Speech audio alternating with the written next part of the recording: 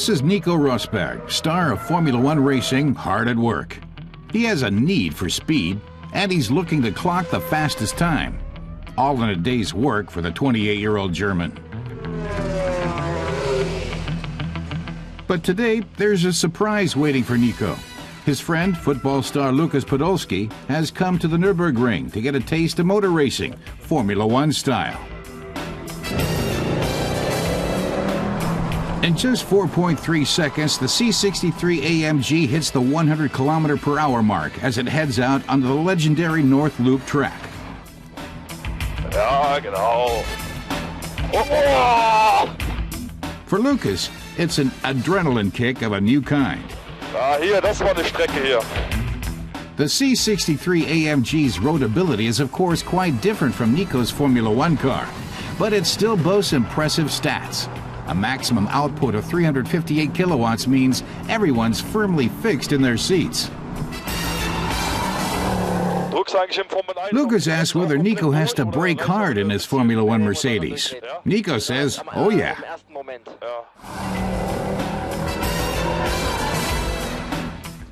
Time to change places.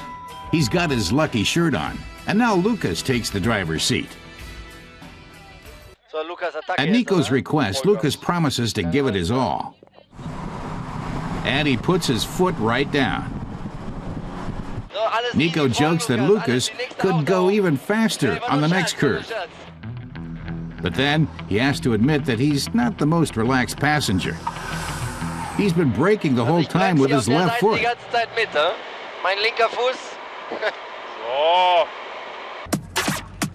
Nico has passed his first test intact, and now it's on to the next one. Teammate Lewis Hamilton is getting ready for Nico's next challenge, and he's brought along some true racing legends to do it.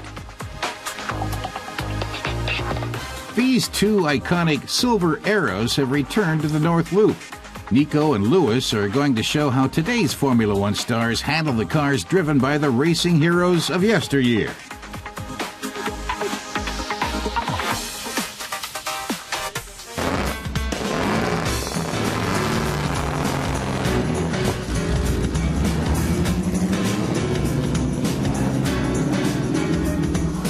The outdated technology doesn't seem to hinder either driver, and neither appears worried that the cars they're driving have a present-day value of several million euros.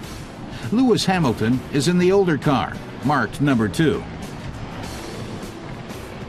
75 years ago in 1938, Briton Richard Seaman won the German Grand Prix in the W154 at the Nürburgring.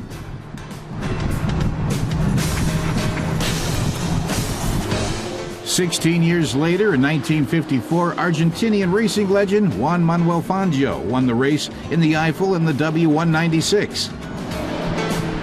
And just like today's Grand Prix, the races drew hundreds of thousands of spectators. Hunderttausende strömen zum Nürburgring, der herrlichen Rennstrecke in der Eifel, zum großen Preis von Deutschland 1938.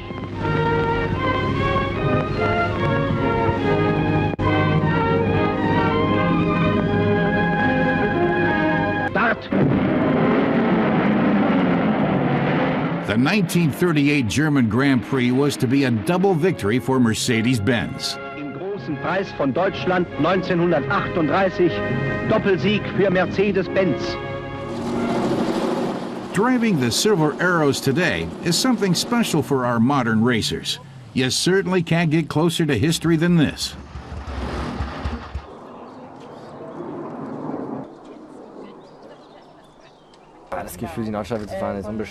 Nico says it's great fun to drive the Silver Arrow, but back in the old days, there was a great deal of risk involved in racing. It's incredible to think of the cars going full throttle on the racing track in pouring rain without any barriers between the trees. Nico says it's an honor to have driven the car that Fangio won in. It's really great. Braking was a bit of a problem. He says that with the clutch, it was tough to really get a feel for the brakes and the gears. The car is, after all, unique. The experience has left an impression on Lewis, too. I can't imagine what it was like back then racing these cars, even though I've done a lap now. But it's pretty phenomenal what they did. Yeah, well, the accelerator's in the middle and the brake is on the right, and then the clutch is on the left. So going down the hill, sometimes I was looking for the brake and couldn't find it. Trying to get into gear is the hardest thing. It doesn't want to go into gear ever. So it almost stalls each time I was trying to put it into gear, and then you eventually crank it into gear. But maybe I wasn't aggressive enough. I think I was too gentle with it. These old-school racing cars may look tinny, but they're far from being consigned to the scrap heap. Our young stars have shown that the Silver Arrows are still worthy of respect as true makers of racing history.